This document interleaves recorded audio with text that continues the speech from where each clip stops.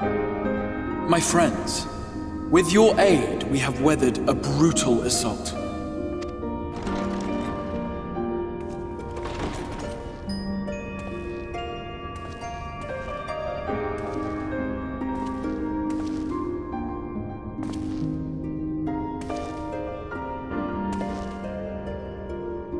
Sorry I'm late, though I would not have been had anyone thought to notify me in advance. As I was saying, it was only with your aid that we weathered this assault. Without it, the Crystarium and all who dwell here would now be gone. For each we saved, another perished. If there is anything else we can do to help, anything at all, you need only ask. This is our home too, and we want nothing more than to keep it safe. Thank you. We are blessed to have you with us. As for the attack itself, Vorthri may call it divine retribution, but Sin Eaters are creatures of instinct. A coordinated assault is unprecedented. Moreover, in the absence of a Light Warden, there should have been no compulsion for lesser Sin Eaters to congregate here en masse. All of which points to a single, unavoidable conclusion. That these minions of light answer to a higher power. He who did claim kinship with them, who did boast of control, not in idleness, 'twould seem, but in earnest. Lord Vorthri. Indeed. What I mistook for bluster was in fact the truth. The Sin Eaters are his to command. But if he imagines this show of force will convince us to bend the knee, he is sorely mistaken. I take it your meeting in Yulmore did not end well. You could say that, yes. But I am wiser for the experience nevertheless. It appears he has mastered a technique which allows him to enslave the minds of others. A fact I discovered when he attempted to use it on me.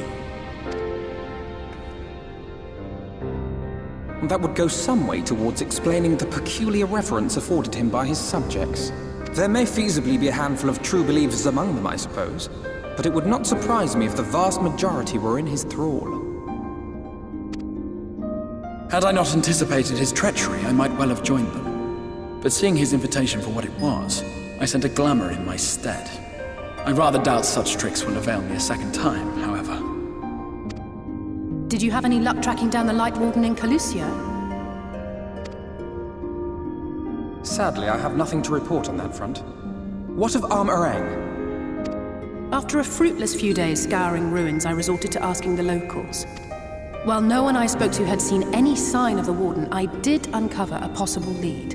An abandoned mine in western Armorang. From what the Maud told me, it would be a perfect place to stay out of sight. Of course, I could never hope to explore such a labyrinth quickly or safely on my own, so I returned here.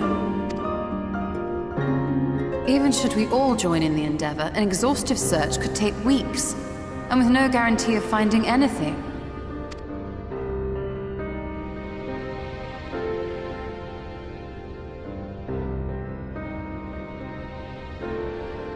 The Wardens harbor vast reservoirs of primordial light, do they not? Far beyond anything found in lesser Sin Eaters. And isn't it true that the Oracle could see the light of a Sin Eater from miles away? Surely a Warden would seem like a blazing beacon by comparison. To the real Oracle of Light, I mean. The real Menphilia.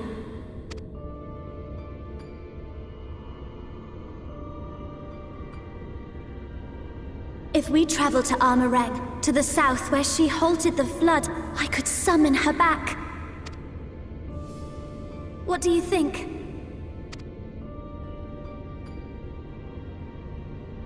Don't. Don't what? Do what I can. What we both know is right. Do not presume to know my mind. You have no idea what you're proposing. But I do! I know why you never said anything. Because you thought you could keep me safe by keeping me in the dark. And maybe I thought so too. But I knew, Thancred. I always knew.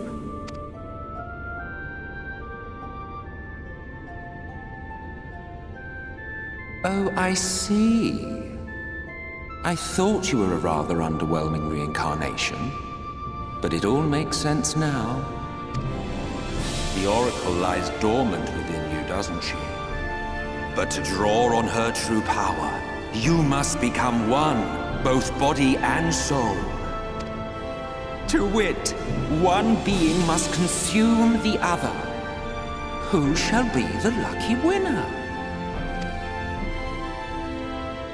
This doesn't concern you, Ascian. But it plainly concerns you. Which is why your heart is ready to burst out of your chest. Despite the raging tempest in your bosom, however, you have never once opened up to your young charge.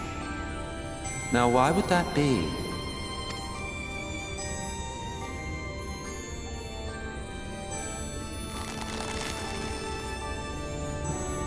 Love.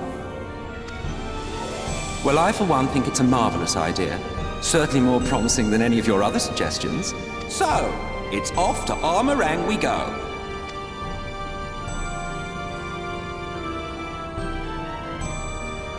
I'll meet you at the gates.